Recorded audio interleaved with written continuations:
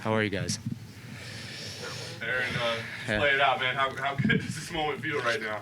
Man, the moment feels really good. I feel honestly really humbled. Honestly, I mean, it was a tough 2019 year for sure. It was really hard. I said a lot of things that a lot of crazy things. You know, my family heard me out. I was venting a lot, but I have to give it up to the coaches at Jackson Wink. Honestly, they brought me in and man, they put a lot of damn time in with me and were there for me every single day of the week to really help me. So, man, the coaches I have nothing but great things to say. Greg, Six Gun, Coach Winklejohn, Roberto Tusa, man, and all my training partners. There's a lot of good guys over there at Jackson Wink that helped me out. So my family, but I just feel very humbled. Honestly, I'm very happy. I don't know. I'm happy.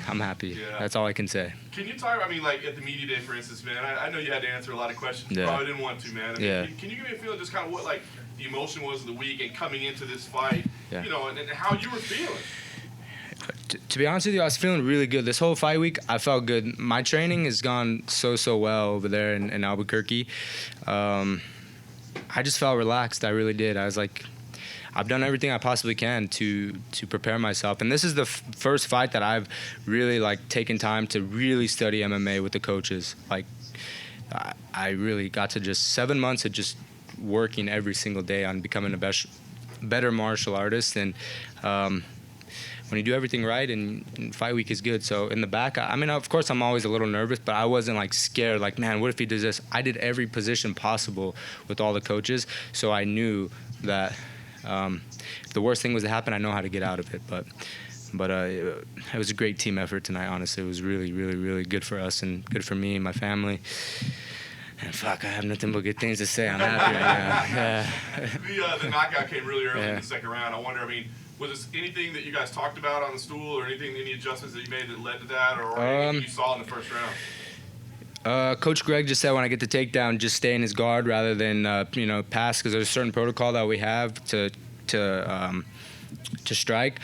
But since he was doing a good job of disengaging and using his up kicks, Coach Greg wanted me to stay in his guard and just throw elbows. But that was pretty much it, and just go out there and relax. He said he's going to come out probably to try to change the momentum of the fight, because obviously I was winning. So he said he's going to come out. So he said we have some code words that we use. I'm not going to say them, that he said to use, and yeah, the knockout came. Nice. Last thing for me, I mean, give me an idea of what you want to do. I mean, now that you got the monkey out the shoulder, so to speak, you got this win, what comes next for you? Man, that's a good question for Ali Abdulaziz, my manager, and I'm not in the position, honestly. It was a great win for me. It was a great win for my team, but I'm in no position to be calling people out, honestly. I mean, I wish I could. There's a lot of people that I would like to fight, but I'll leave it up to the management and Bellator. Like I said, when I start getting my wins back, I'll make it known who I want to fight and stuff. But right now, I'm just going to keep chipping away every single day. You know, I was telling the coaches in the back that there's not a day that goes by where there's not something done to become a better martial artist that day. Like, there's every single day, like, I wake up and, like, how do I become better? How do I get better at this? How do I get better at that?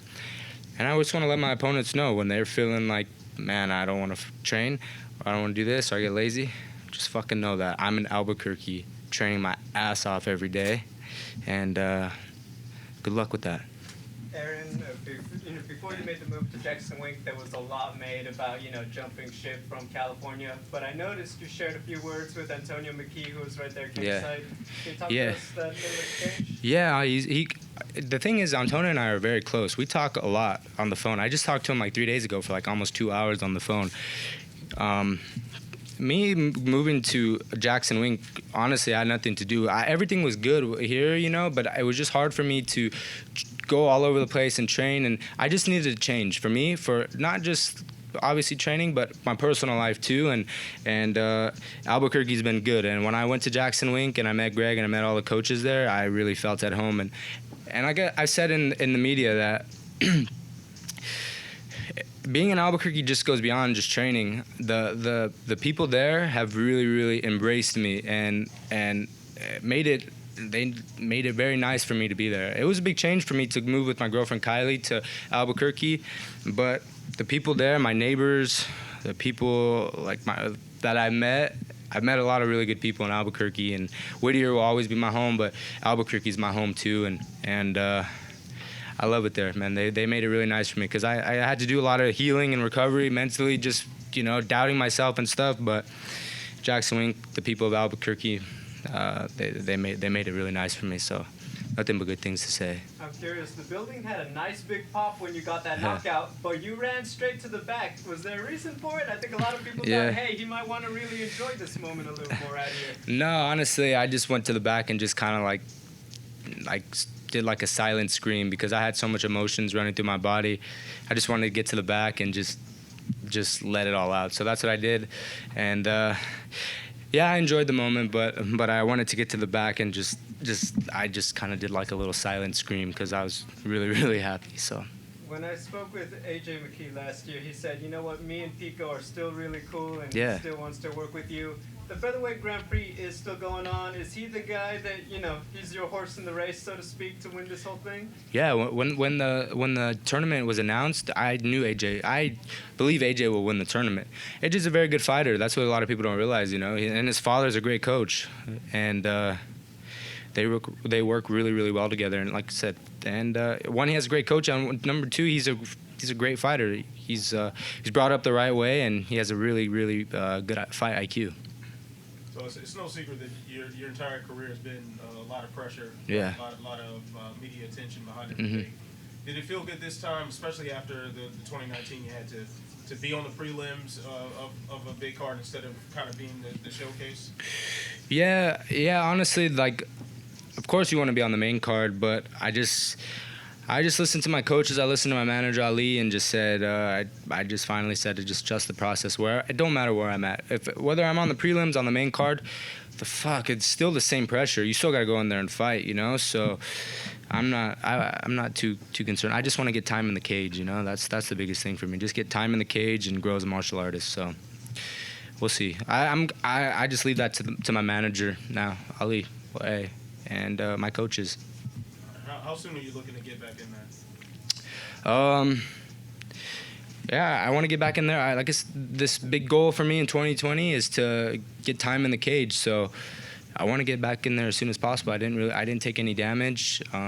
So yeah, whenever I get the call, I'll be ready. I'll definitely be training. So.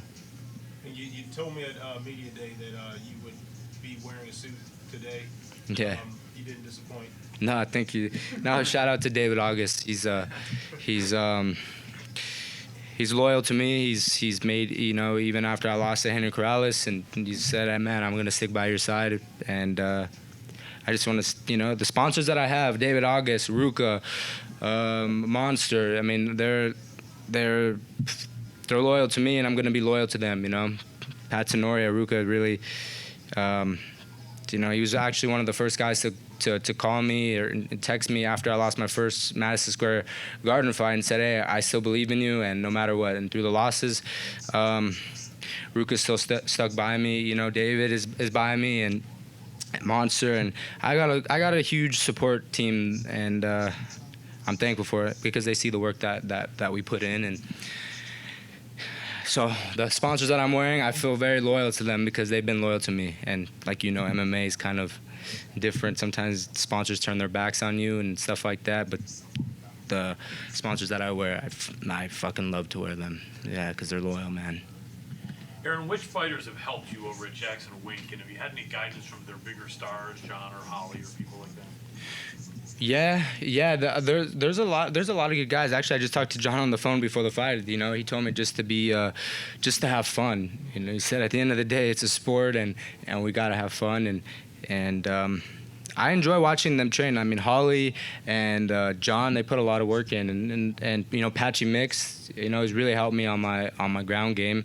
Man, that guy, you have to be on your game because he'll get you from anywhere. So, but there's a couple of Mongolians that are in that are at Jackson Wink, and man, those dudes are so tough.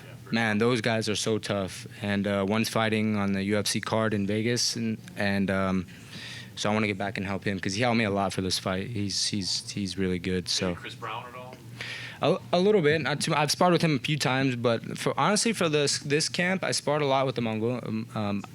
I want to say his name, but I kind of messed it up. Yeah, he's actually a 35 pounder, but that dude is really tough. And then he brought a friend over from Mongolia that was really tough too. So, yeah. Cool. Last question for me. You're still really young. Do you see the benefit of having these hard times?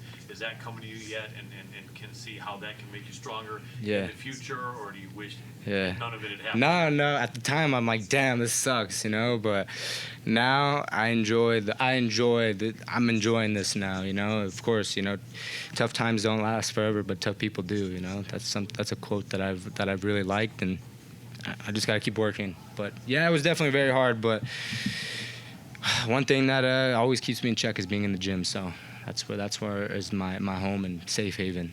Last question, Casey. I know you've been watching MMA for years, but earlier in this interview, you said you started studying it when you were in Albuquerque. What did you study? What did you learn about MMA that's different from just watching? Just actually for this fight, I sat down with the coaches a lot and watched video, especially with Brandon Gibson. We watched so many fights on this guy, or as many fights as we could. We even watched interviews of what he was saying, you know, with Greg, and it just.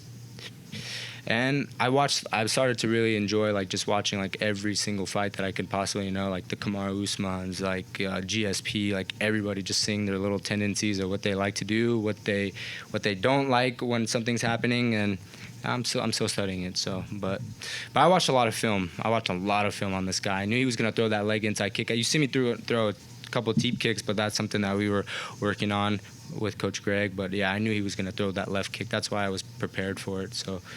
Yeah, I've watched so much on that guy. Probably with Greg or with Coach Gibson. Was this the most prepared you've ever been? Oh, hands down. Yeah, this is the most prepared I've ever felt in my career, and it's a really good feeling in the back. I was nervous, but I was just ready to get out there. It was by far the best I ever felt.